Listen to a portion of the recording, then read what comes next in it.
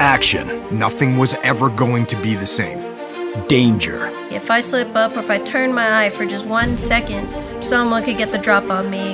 Adventure. The Amazon River, they have a version of everything in North America except bigger and scarier. You're listening to Sea Story.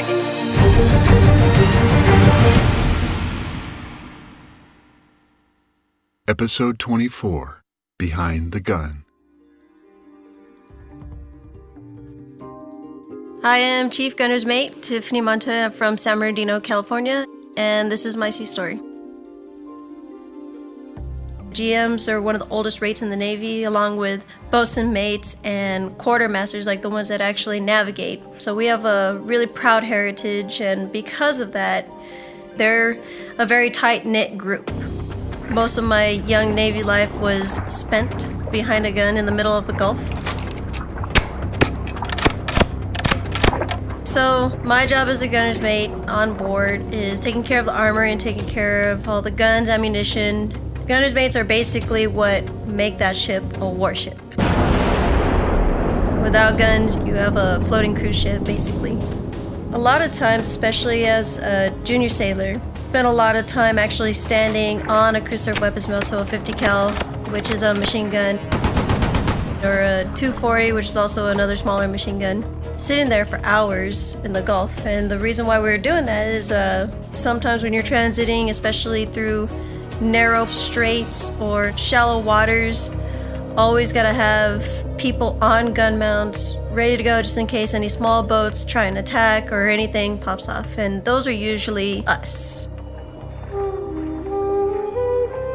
I remember one in particular, traveling on the Straits of Hormuz, which is in the North Arabian Gulf. It opens up to the North Arabian Gulf, and dressed out, helmet, flak jacket, it's at least 120 degrees. I remember we were out there for 15 hours, just standing up there, wondering if anyone was gonna try anything, wondering when we could actually just go back inside because it was just so hot.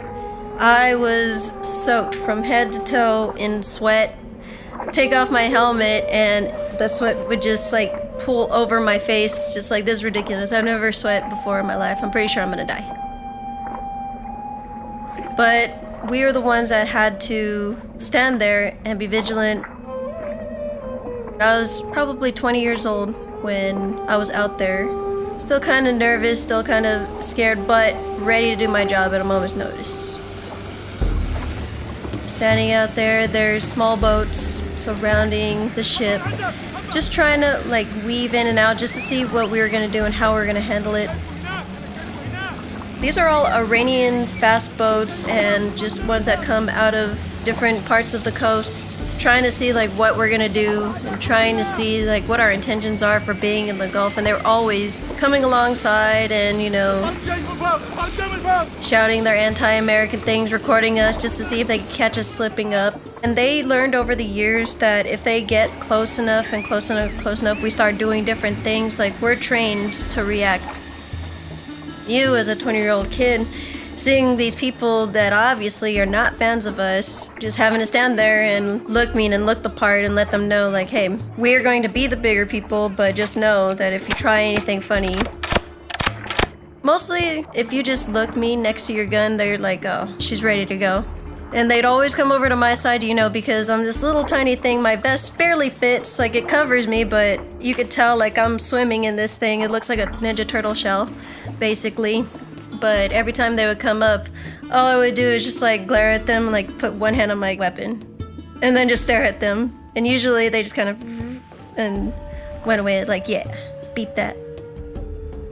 The only thing that keeps you from wimping out and not doing your job is knowing that, hey, if I slip up or if I turn my eye for just 1 second, someone could get the drop on me, get the drop on the whole crew, and it's over from there.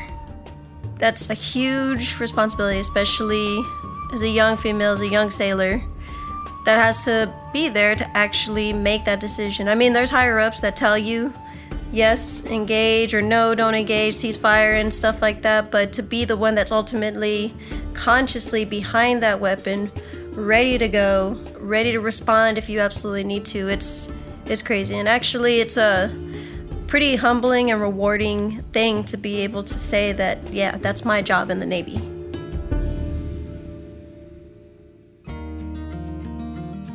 From the very beginning, I was treated just the same as everybody else. Teeny tiny GMSR Montoya.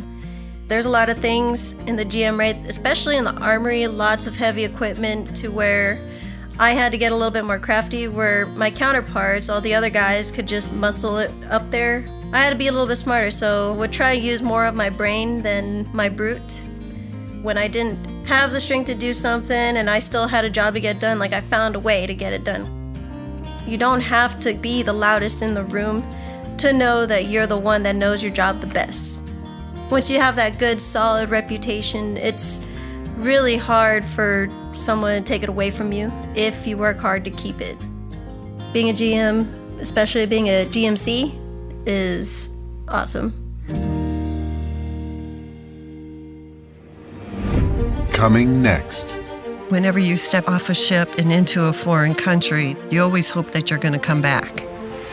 Sea Stories brought to you by America's Navy. Learn more at Navy.com.